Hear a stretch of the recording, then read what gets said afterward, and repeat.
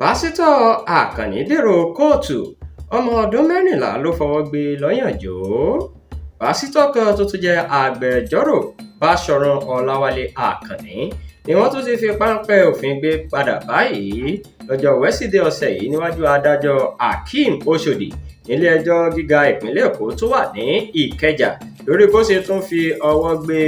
ọyàn ọmọ ọdún Mẹrinla jò. Ìjọba ìpínlẹ̀ Èkó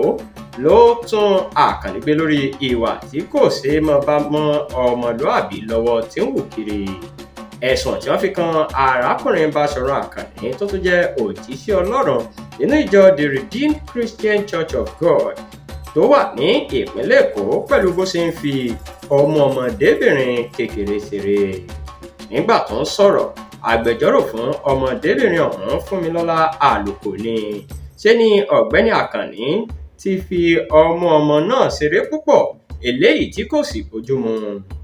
eléyìí tó sì ní ìjìyà lábẹ́ òfin ìwà ọ̀daràn abala